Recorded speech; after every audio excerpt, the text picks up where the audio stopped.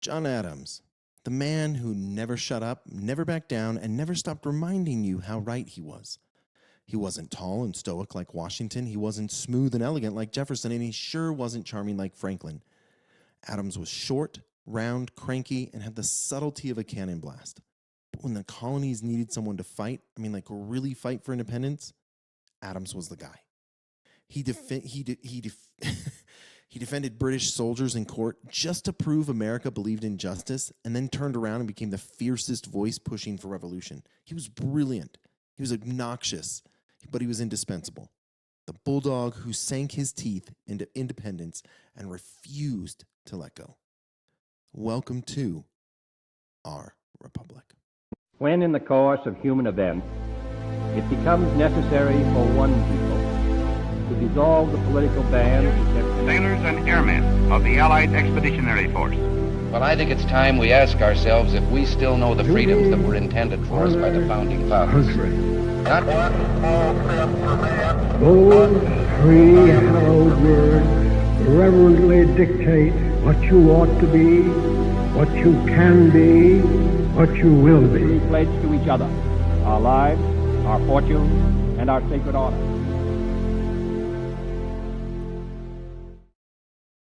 Adams was born in 1735 in Braintree, Massachusetts. His family were farmers, but John wanted more than mud and manure. So he went to Harvard, studied law, and carved out a reputation as a sharp, fearless attorney. His defining moment was early. It was the Boston Massacre trials in 1770. When everyone else wanted the soldiers executed, Adams defended them, not because he liked the redcoats, he despised them, but because he believed in law above mob rule. He got most of the soldiers acquitted, proving that America wasn't going to be built on vengeance, but on justice.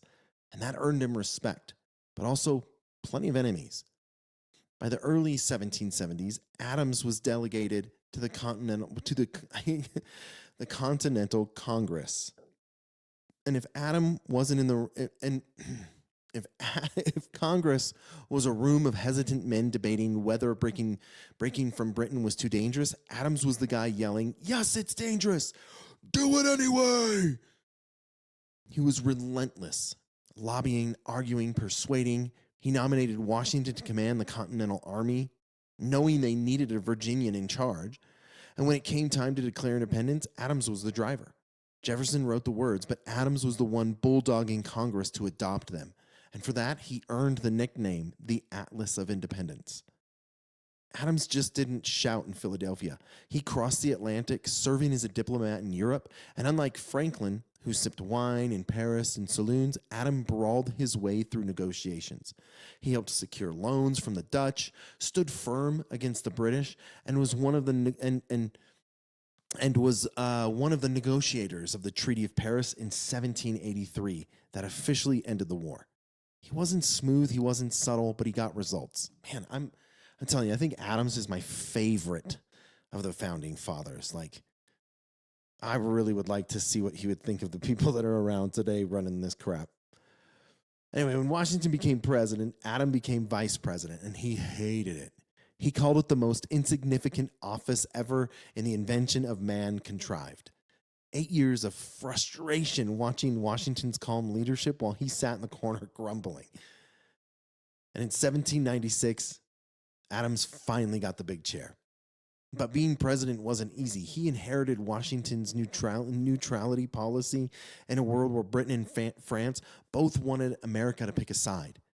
And that led to the quasi-war with France, an undeclared naval conflict that almost exploded into a full war. And at home, Adams made the biggest mistake, the Alien and Sedition Acts. They targeted immigrants and critics, and it backfired spectacularly.